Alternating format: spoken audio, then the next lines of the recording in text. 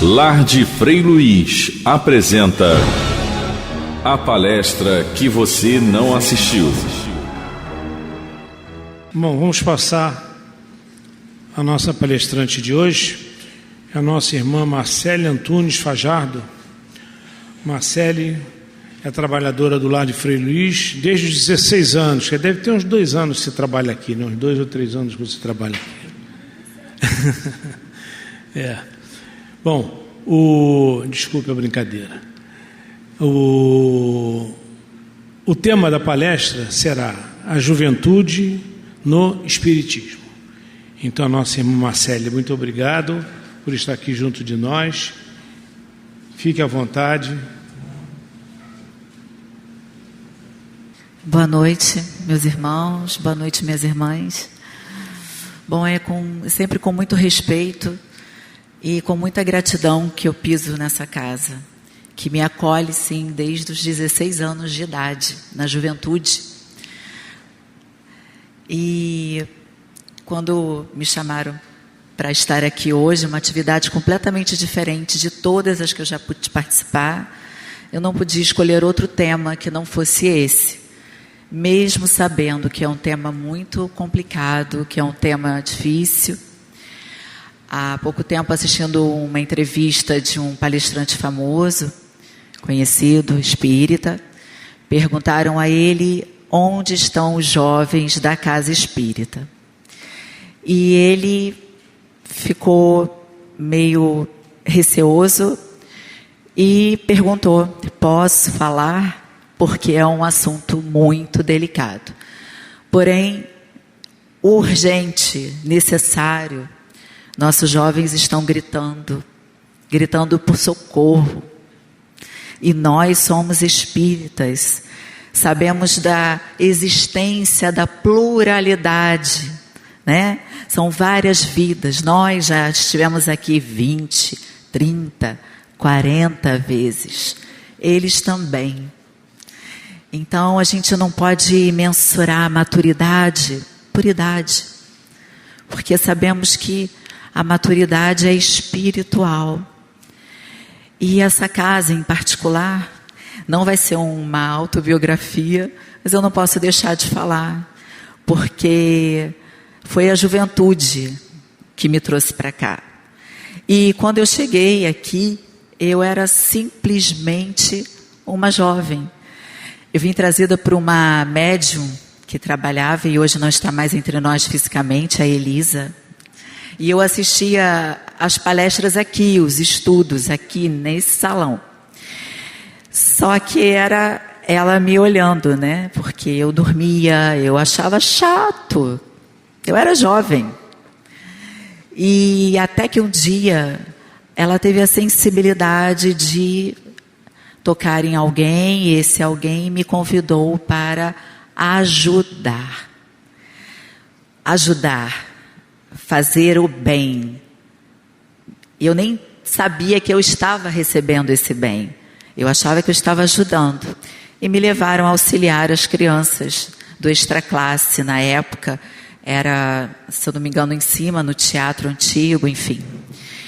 E meu trabalho, meu único trabalho era, eu achava que eu estava fazendo muita coisa. Eu me achava importante. E isso me fazia estar aqui nos estudos, porque eu tinha que estar aqui no meu trabalho. Era cuidar das crianças do extraclasse. Em especial uma criança que de vez em quando fugia, descia as escadas. Terminava, a minha função era ouvir a oração ao som do Dr. Ronaldo Gazola, graças a Deus, e ir para casa. Missão cumprida. Eu sou educadora há 22 anos, trabalho com criança e jovens. Eu sou mãe de 2 jovens, uma já tem 21 e um tem 14. Eu fui jovem. E todos vocês, com certeza, convivem com jovens, mães, tias, avós, madrinhas, professoras, educadores. Quando a gente tem essa ação, ajudar, isso transforma, isso faz um movimento aqui dentro diferente. Você se sente importante E hoje, os jovens não estão se sentindo importantes. Numa única semana, eu atendi 2 crianças que tinham se mutilado. Várias amigas com filhos que já se mutilaram, já se cortaram. Quando a gente pergunta o que houve, por quê? É o vazio. E esse mesmo palestrante conhecido falou sobre o vazio espiritual. Essa falta de perspectiva que nós espíritas temos, acreditamos que tudo passa, que sempre vai ter uma nova chance, porque a vida é eterna. Quantos suicídios a gente tem acompanhado? Muitos. Mas é um assunto chato de falar, porém necessário. Na minha outra profissão, também com a mesma função, eu atendo jovens de graduação, todos com os mesmos problemas, vazio. É um vazio que eles não sabem explicar. Há pouco tempo, o Dr. Paulo Frutuoso participou de um congresso em Juiz de Fora, e no mesmo congresso tinha um palestrante conhecido, e no transcorrer da palestra ele perguntou quantas pessoas haviam ali com menos de 26 anos. 6, meia dúzia. E não foi surpresa, porque a gente não está vendo esse movimento espírita. Isso não é uma crítica, ele deixou isso claro. É uma urgência que, para nós, é um desafio. Como criar estratégias para trazer esse jovem e fazer esse jovem ficar aqui? Porque aqui ele vai se transformar sim. Ele vai mudar, ele vai se educar moralmente, ele vai se afastar da drogadição, do alcoolismo, das vicissitudes sexuais, porque se eu conseguir, ele também consegue. A minha juventude não foi perfeita, muito pelo contrário. Eu continuei aqui dentro da evangelização, fui para na sopa às terças-feiras, da sopa fui para a sala Meimei. De repente, quando inauguraram a escolinha, estava eu lá no primeiro dia, e no primeiro dia fui convidada a trabalhar. Mas eu não estou preparada. Quem de nós está preparado se a vida aqui é uma passagem, é uma escola? Nós não estamos ainda. Aqui é um lugar de estudar, aprender. Os jovens também não estão preparados. Mas eles podem vir fazer o bem, porque o bem vai transformar sim. Não é autobiografia, mas eu tenho que citar essas pessoas que foram muito importantes nesse processo. E eu estou aqui, me encorajei, eu estava morrendo de medo de estar aqui hoje, porque é um assunto que eu estava tremendo, mas eu me encorajei porque eu desejo que eu recebi, em especial na minha juventude. Hoje eu tenho 46 anos, ainda sou jovem, mas nesse tempo todo, em especial na minha juventude, eu desejo que eu recebi a todos os jovens, os que vierem, os que estiverem aqui, porque é renovador, é salvador, e a gente sabe que a bandeira do Espiritismo é fora da caridade, não há salvação. Eles também precisam praticar essa caridade. Lá fora está difícil. Depois da pandemia, a vida se resume nisso aqui. Vamos fazer um curso de evangelização. Qual é o tema? Tem aqui no YouTube. Está tudo aqui. Mas trazê-los para cá, criando estratégias para que eles aqui possam contribuir conosco, porque vamos envelhecer. E a juventude é a continuidade, é o renovo. E contribuir para eles, que vão estar recebendo muito mais.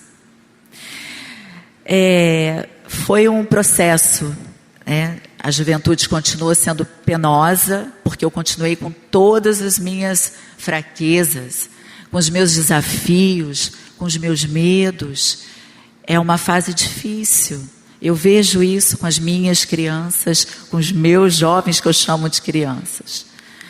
É desafiador.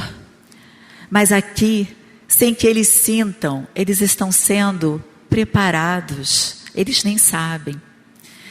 De repente, eu estava sendo convidada para trabalhar na cromoterapia, que era uma salinha aqui antes da obra, e o meu trabalho era forrar o chão. De repente, eu estava fazendo a prece. Da prece, eu estava fazendo a meditação. Um belo dia, fomos convidados a entrar no Hospital Holístico, antes da inauguração. O Dr. Paulo Roberto estava presente nesse processo. Eu já não era mais uma jovenzinha, mas cheguei até ali, a trancos e barrancos, sim, muitos, mas cheguei. Mas não tinham muitos jovens comigo. Eu fui privilegiada e quero que todos sejam. E estava lá no Hospital Holístico, fazendo curso de cromoterapia, fazendo a cromo, e o tempo passando, trabalhando. Aí sim, eu quis estudar, claro. Agora eu tenho que estudar, porque eu me apaixonei por essa casa. Essa casa era o meu bálsamo, o meu porto seguro. Mamãe brigou, papai falou alguma coisa, eu corro para cá. É aqui que a gente vai aprender. Era assim que eu pensava. E isso é renovador, isso é libertador, porque isso é um movimento espírita, que precisa continuar. Não pode terminar em nós. Tem que ter continuidade. E isso não é uma crítica, é um apelo. Hoje eu vim aqui para tentar alcançar o máximo de corações, porque eu tive ainda o privilégio de me sentar ao lado do médium Gilberto por um tempo. E eu pude me alimentar daquela sabedoria. O tempo que eu ficava sentada do lado dele, ele me ensinava, eu via, eu sentia, eu ouvia ele falar. Isso não tem preço. E eu desejo isso a todos os jovens. Hoje eu estou aqui trazendo os meus, que também não queriam vir. E aconteceu até um fato engraçado, porque eu faço parte de uma sala de trabalho, e a minha filha passando por um desses problemas juvenis, né? Desafios. Problema não. E eu falei, você vai voltar para o Frei Luiz, porque você vai para o tratamento. Não quero, é muito cedo, porque ainda tem isso, né? A gente tem que tornar atrativo, tem que ser uma coisa que eles queiram. Não, eu vou sim. E veio. Quando chegou na sala, eu senti uma coisa diferente. Falei, não, você não vai tratar nada. E pedi para o coordenador da sala se ela podia ficar ajudando na porta. Ela tem 20 anos, vai fazer 21 anos mês que vem. E aí, no final dos trabalhos, ela veio, mãe, eu adorei. Eu fui útil. Eu adorei servir, é tão bom ajudar as pessoas. E ela agora vem sempre. E agora ela quer fazer o curso. Ela se interessou pela mediunidade, porque mediunidade não é só em adulto. Todos somos médiuns. E estamos perdendo os nossos jovens médiuns com mediunidades extensivas, afloradas, para as drogas, para as vicissitudes, para a criminalidade. E eu pedi muito essa noite intuição para Luiz Sérgio. Quem não sabe quem é Luiz Sérgio, ele é um escritor espírita, é um espírito desencarnado. E eu li o primeiro livro dele aos 18 anos, Deixe-me Viver. Um livro que me deu realmente um choque. E foi aí que eu senti que tinha alguma coisa diferente. Eu vim de uma outra casa espiritualista quando cheguei aqui com a Elisa. E realmente desarvorada. Mas a leitura de Luiz Sérgio, ela é bem objetiva, coloquial, é uma leitura boa, que todo responsável, todos os pais, todos os médiuns, educadores, evangelizadores deveriam ler. E eu pedi muito a intuição dele, porque ele é um dos responsáveis por ter me encorajado a estar aqui. Os 3 últimos livros que eu li dele, em 2016 ele lançou um livro, Ainda Existe Esperança. E ele fala no livro o que está acontecendo hoje nas escolas, das obsessões nas escolas, de como os espíritos interferem nos jovens. E ele fala sobre as questões da violência, e isso é atual. Depois ele lançou um livro chamado Vossos Jovens Profetizarão. E ele fala sobre o nosso futuro, sobre a mediunidade na juventude. E ele aborda esse tema de como atrair os jovens para as casas espíritas. A Ilma Vera não deve se lembrar, porque eu era muito diferente, mas ela foi minha professora. E é tão bom você olhar para trás e ver que você conseguiu, você venceu a si mesma e continuou. Porque eu não posso falar de reforma íntima, não fiz a minha. Né? Ainda tem muito para fazer. Mas é isso, é o processo. Se eu não tivesse recebido esse amparo, essa oportunidade para ficar, eu não estaria aqui hoje. E muitas coisas, de repente, ruins, né? Eu teria feito outras escolhas. É difícil falar certas coisas porque me emociono. Rocha Lima como o seu Wilson falou, ele construiu essa casa com suor. Seria bom se todos pudessem ler as histórias dessa casa. De realmente pisar aqui delicadamente e não levar na brincadeira o nosso compromisso. Nós temos um compromisso uns com os outros. Nós temos um compromisso com os nossos jovens. A mãe Astéria, ela renunciou pelas crianças e pelos jovens. Lá fora, os jovens estão órfãos espiritualmente. E nós temos esse compromisso, porque nós conhecemos a doutrina espírita. Então a gente não pode se calar, por mais ruim que seja o assunto e desafiador. Nós precisamos movimentar. É proposital, movimentar o movimento espírita. No caso, em particular, nessa casa imensa, que tem espaço para uma mocidade juvenil, que tem espaço para os nossos jovens, porque eles estão precisando. Eles precisam estar aqui. Nós precisamos deles. É bom ver a juventude agindo. Eu trabalho com um grupo de jovens que faz parte de uma casa espiritual religiosa. E na pandemia eu sempre fiquei incomodada com isso, porque eu acompanhei muitos jovens se mutilando, eu vivenciei muito isso, e muitos se suicidando. E eu não sabia como ajudar.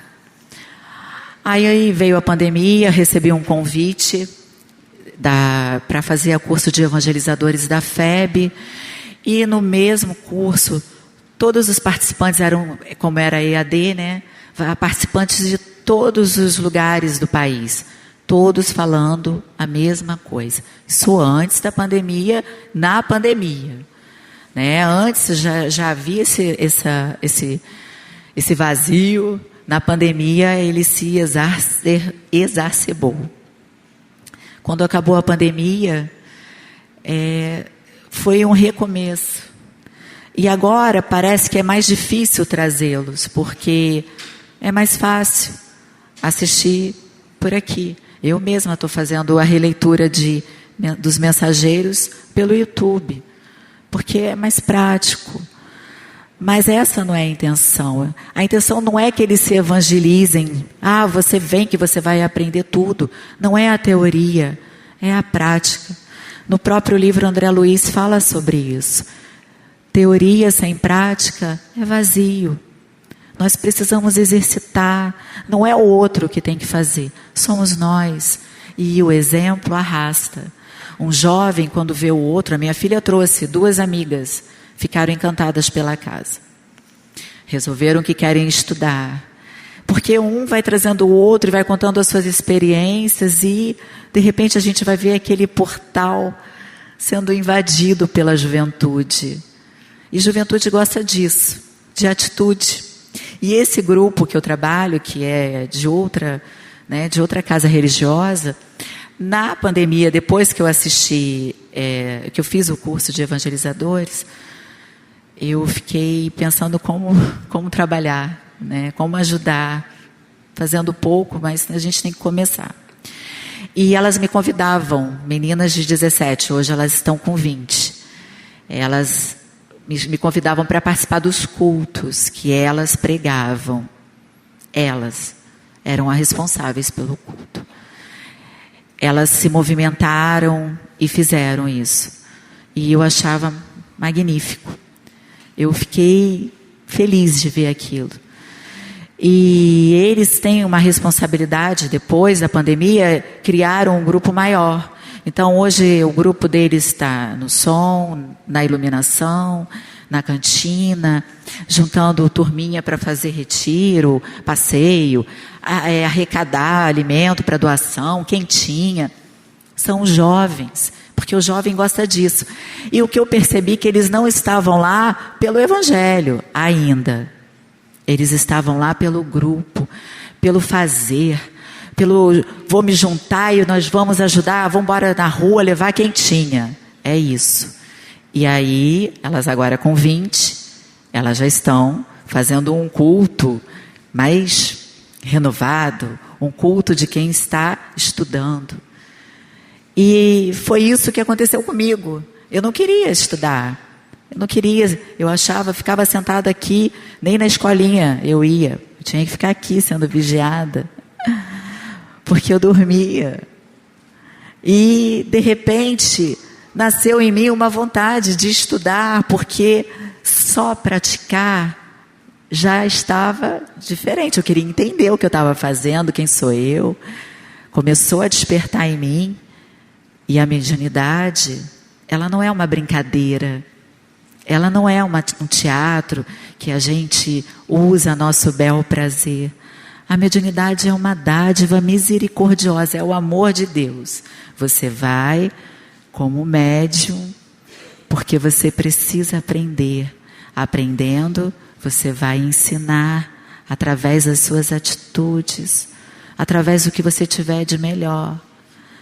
Porque o fenômeno, só o fenômeno por si só, não é mediunidade. Então a gente faz escolha.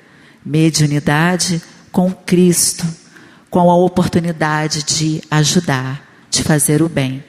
E é isso que ainda está difícil colocar no jovem. Mas a gente tem que trazer, a gente tem que dar o primeiro passo.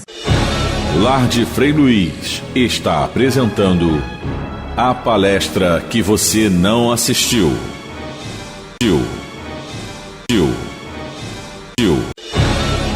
Lar de Frei Luiz volta a apresentar a palestra que você não assistiu. E aí eu tomei a liberdade para fazer uma cola. Eu tenho cuidado com as pesquisas porque não quero ser um cego guiando cegos. Mas tem um site juventudespirita.com.br. E aí dei uma pesquisada, porque isso não é de minha autoria. Eles falam sobre o que leva o jovem a sair. No caso, os jovens não estão saindo, eles precisam entrar. Mas eles colocam aqui o que gera o afastamento, o desinteresse.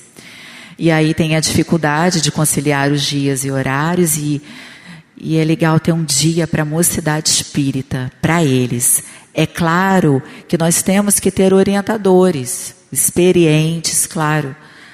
Mas é aquilo. Os jovens, eles precisam aprender. Então, com a orientação, eles vão tomando, sim, rédeas das suas escolhas, com orientadores.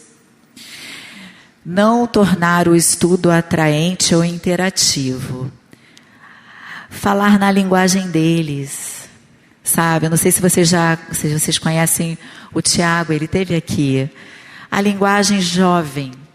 Falar na linguagem deles, para que eles entendam. E eles gostam de falar das questões deles. Um jovem dando palestra. Olha que maravilha. Falando das questões juvenis, claro, passando pelo crivo, né? Não deixar solto. Tornar o participante apenas um número. Era como eu me sentia. Eu era eu ali sentada. Até que eu não era só mais eu sentada. Eu estava ajudando, fazendo parte. Eu era importante. Eu tinha que estar aqui. Eu tinha um compromisso. Tratar o jovem como criança, né? Lembrando que nós somos espíritas e acreditamos na pluralidade das existências. Quantas pessoas de 60, 70, às vezes ainda são imaturos espiritualmente. E jovens, às vezes, nos surpreendem. E o incentivo. Convidar o jovem para ser um trabalhador. Eu vou ler ele todo porque eu achei bem interessante. Chame o jovem para ajudar na organização da infância espírita. Limpar o centro. Ajudar na organização de algum curso. Quanto mais envolvido ele estiver com o funcionamento da casa, mais útil e acolhido irá se sentir. Muita gente não ajuda simplesmente porque não foi convidada. Permitir a presença do jovem em algumas atividades consideradas restritas. E aí eles colocam entre aspas, porque são as sessões mediúnicas. O médium, o jovem médium, ele precisa vivenciar, sim, para se educar, para não achar que a mediunidade é uma brincadeira. E aí, quando ele participa de uma sessão mediúnica restrita ou fechada, ele vai estar ali, sendo educado. Segurança mediúnica. Já começa jovem. E porque ele já é médium. Permitir que os jovens organizem as reuniões na mocidade sozinhos. Abrir espaço para a criação de passeios e eventos por parte dos jovens. Entender que o jovem também erra, porque todos nós erramos. Estamos na escola. Ainda ficaremos muito tempo aprendendo. Até um dia, daqui a muito, tão distante, tão, nos tornarmos espíritos puros. Mas isso ainda falta muita coisa. E, para finalizar, como os jovens podem colaborar com a Casa Espírita. Aí é outro site que eu achei também interessante puxar.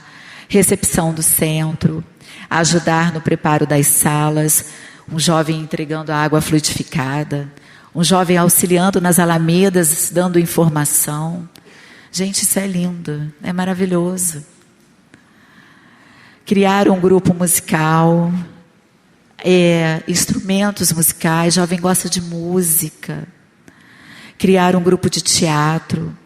Monitorar doações, fazer campanhas de doações, auxiliar no trabalho voluntário junto à comunidade, auxiliar nas palestras e cursos. Bom, acho que eu já falei demais.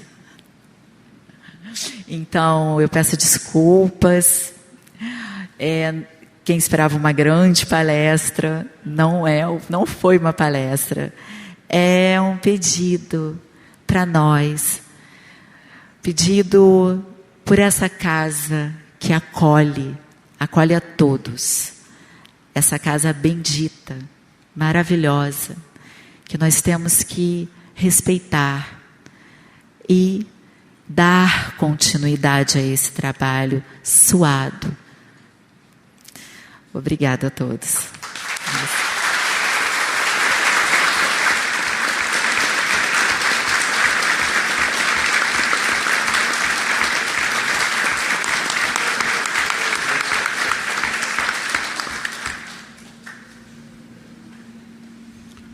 Marcele, muito obrigado. Usando o que ela nos trouxe, nós aqui no Lar de Frei Luís temos evangelização de jovens.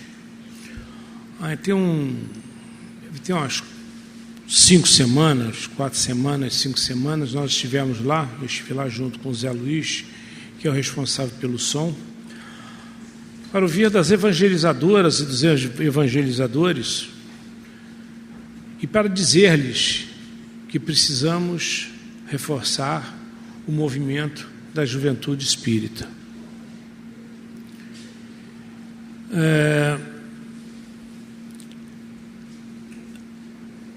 Sabemos das dificuldades que temos aqui no Lar de Frei Luís, porque esse movimento ele é destinado mais aos domingos pela manhã.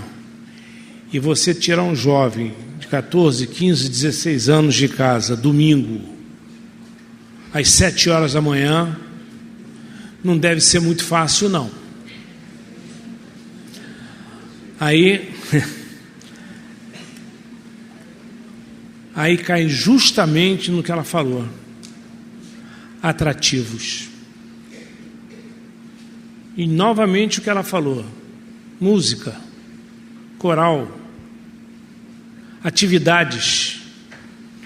Isto tudo fez parte de nossas anotações e de um dever de casa que nós façamos para os responsáveis pelo Mustafa, para que a gente entre 2014 com o pé um pouco mais na frente.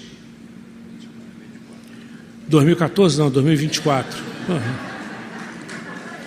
Eu, hein? 10 anos atrás, 2024 com o pé para frente, um pouco mais à frente. Porque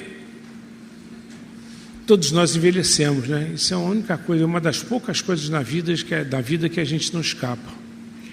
E a gente precisa trazer o jovem para cá, para ele ser estudante, para ele dar aula amanhã ou depois, né? Francisco de Assis, ou no som, para que ele venha se dedicar a uma sala, para ser o coordenador desta sala, para ser um dirigente desta casa e para ser o presidente desta casa. Jovem responsável, jovem comprometido, é isso que nós temos que ter. E é por aí que nós estamos navegando nesse mar revolto, que é o dia a dia de hoje. Sabemos das dificuldades e ela está absolutamente certa. Mas de repente, se vier uma vez, 2 vezes, 3 vezes, não sai mais. Mesmo sendo domingo de manhã.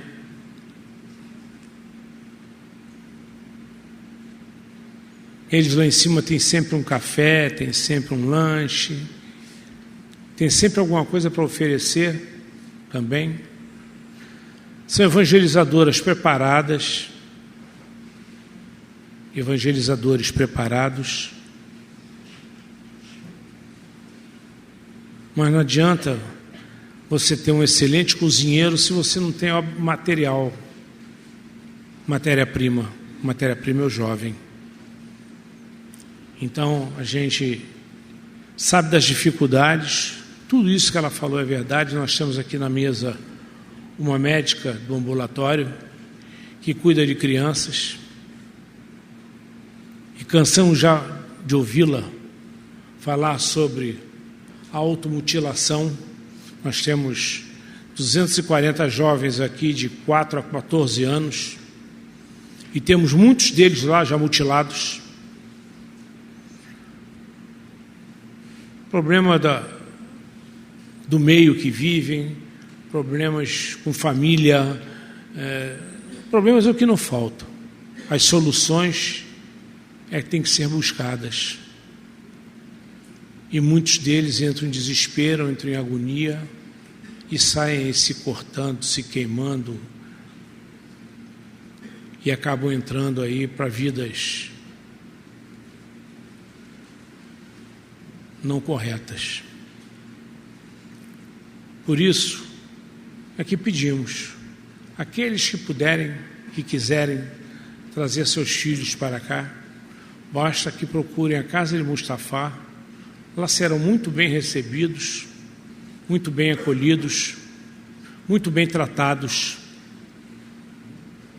E quem sabe se amanhã ou depois um deles não estará aqui onde eu estou. Onde está o doutor Paulo Roberto, onde está o doutor Osmar, onde está qualquer um aqui nesta mesa. Qualquer um ou qualquer uma. No caso da doutora ali e da Marcela aqui. Da Marcela aqui. Não é fácil. Mas quando encarnamos também nunca ninguém nos prometeu facilidade. Nós temos que lutar todos os dias. Todos os dias não.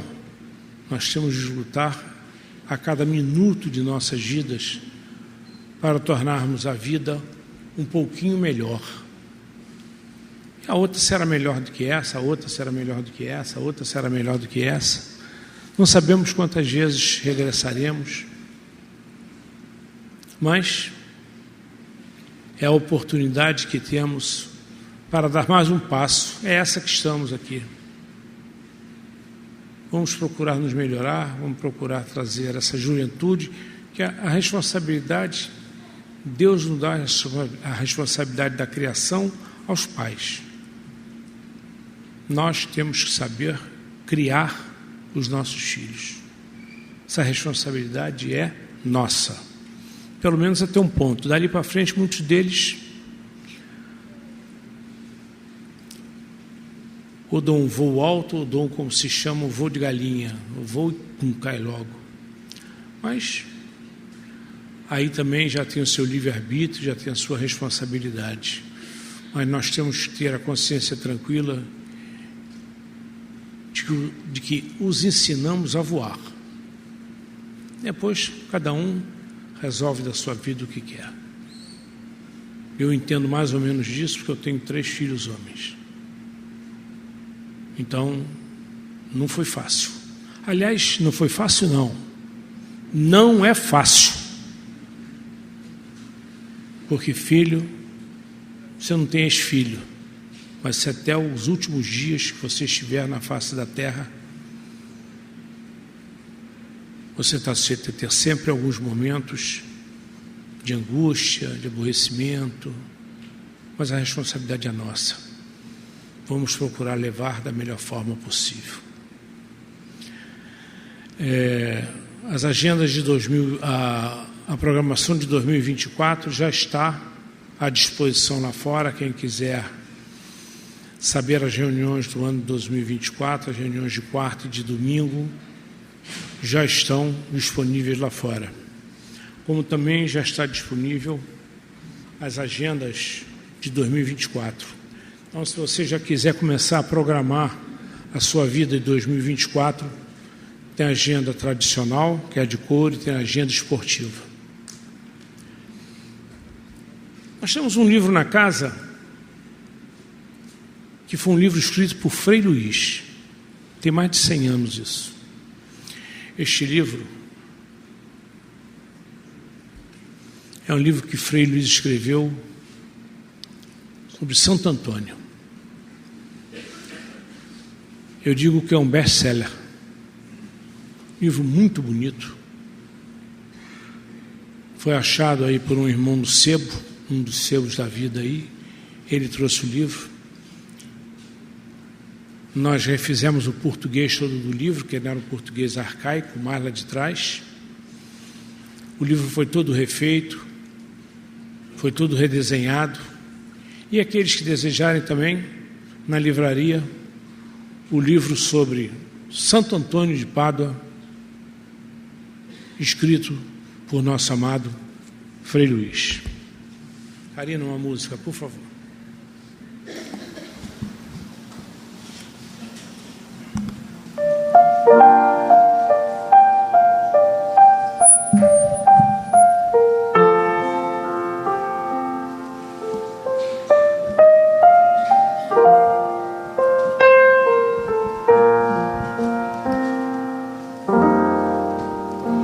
Que nenhuma família comece em qualquer de repente.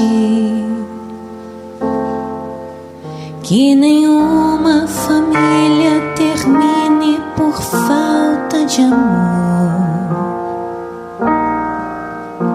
Que o casal seja um para o outro de corpo e de mente. E que nada no mundo separe um casal sonhador. Que nenhuma família se abrigue debaixo da ponte. Que ninguém interfira no lar nem na vida dos dois. Que ninguém os obrigue a viver sem nenhum horizonte. Que eles vivam do ontem, do hoje em função de um depois. Que a família comece e termine sabendo onde vai. E que o homem carregue nos ombros a graça de um pai. Que a mulher seja um céu de ternura, aconchego e calor. E que os filhos conheçam a força que brota do amor. Abençoa, Senhor, as famílias, amém. Abençoa, Senhor, a minha também. Abençoa, Senhor, as famílias, amém. Abençoa, Senhor, a minha também. Que marido e mulher tenham forças de amar sem medida. Que ninguém vá dormir sem pedir ou sem dar seu perdão. Que as crianças aprendam no colo o sentido da vida.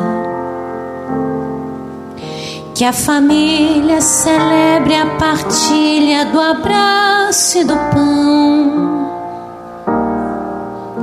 Que marido e mulher não se traiam, nem traiam seus filhos. Que o ciúme não mate a certeza do amor entre os dois. Que no seu firmamento a estrela que tem maior brilho seja firme a esperança de um céu aqui mesmo e depois. Que a família comece e termine sabendo onde vai. E que o homem carregue nos ombros a graça de um pai. Que a mulher seja um céu de ternura, aconchego e calor. E que os filhos conheçam a força que brota do amor. Abençoa, Senhor, as famílias, amém. Abençoa, Senhor, a minha também. Abençoa, Senhor, as famílias, amém. Abençoa, Senhor, a minha também. Abençoa, Senhor, as famílias, amém. Abençoa, Senhor, a minha também. Abençoa, Senhor, as famílias, amém. Abençoa, Senhor, a minha também.